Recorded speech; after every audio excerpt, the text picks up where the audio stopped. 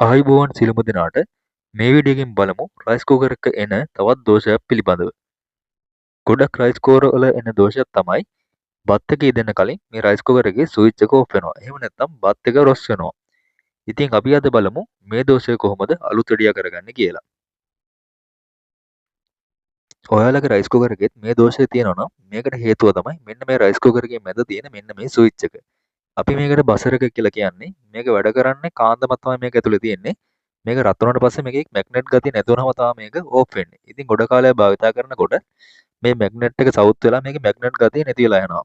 ඉතින් එහෙම වුණාම තමයි බත් එක ඉදෙන්න කලින් ඕෆ් වෙන්නේ. එහෙම නැත්නම් බත් එක රොස් වෙන්නේ. ඉතින් අපිට පුළුවන් මේ වගේ දෝෂයක් තියෙනවා නම් මෙන්න මේ මැද තියෙන මේ බසර් එක මාරු කරලා මේ දෝෂය අලුත් වැඩියා කරගන්න.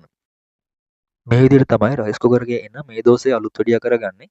අපි ඊළඟ වීඩියෝ එකෙන් බලමු රයිස් කුකර් එකේ එන තවත් දෝෂයක් පිළිබඳව. ඉතින් මේ වගේ වීඩියෝ ඔයාලා දිගටම බලන්න කැමති නම් මගේ Facebook page එක follow කරලා like කරලා තියාගන්න. අපි එහෙනම් අලුත් වීඩියෝ එකකින් හමු වෙමු. එතෙක් ඔබට සුබ දවසක්. ආයුබෝවන් සියලුම දෙනාට අද වීඩියෝ එකෙන් අපි බලමු රයිස් කුකර් එක ඔන් වෙන්නේ නැත්නම් එහෙම නැත්නම් රයිස් කුකර් එකට විදුලිය එන්නේ නැත්නම් කොහොමද ඒක අලුත් වැඩියා කරගන්නේ කියලා. මේ වගේ දෝෂයක් ආවට පස්සේ ඕනෑම විදුලි උපකරණයක අපි මුලින්ම පරීක්ෂා කරන්න ඕනේ මේ උපකරණය විදුලියට සම්බන්ධ කරන වයර් එක.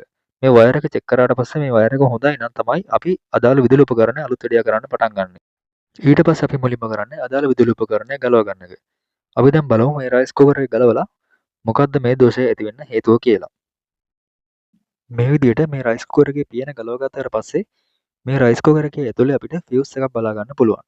ඉතින් මේ තියෙන්නේ මේ රයිස් කුකරේට අදාළ ෆියුස් එක. ඉතින් මේක කවර් කරලා තමයි තියෙන්නේ ෆයිබර් මේ රත් වෙන්නේ නැති ස්ලීව් එකක් දාලා. ඉතින් මේ ස්ලීව් එක ඇතුලේ තමයි ෆියුස් එක තියෙන්නේ.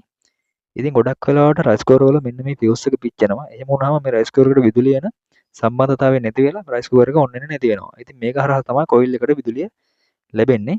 ඉතින් අපි මුලින්ම මේ ෆියුස් එක තමයි පරීක්ෂා කරලා බලන්න ඕනේ. ගොඩක් වෙලාවට රයිස් කුකර් එකේ පිච්චෙන්නේ මෙන්න මේ ෆියුස් එක. ඊට අමතරව මේ රයිස් කුකර් එක සම්බන්ධ කරලා තියෙන වයර් මෙතන ඩැමේජ් වෙලා තිබ්බොත් විදුලිය එන්නේ නැති වෙනවා. ඉතින් අපි දැන් බලමු මේ ෆියුස් එක කොහොමද මාරු කරගන්නේ කියලා.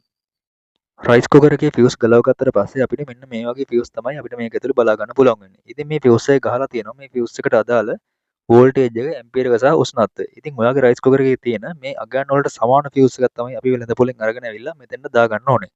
එහෙම කරගත්තාම අපිට මේ දෝෂය පහසුවෙන්ම අලුත් වැඩියා කරගන්න පුළුවන්.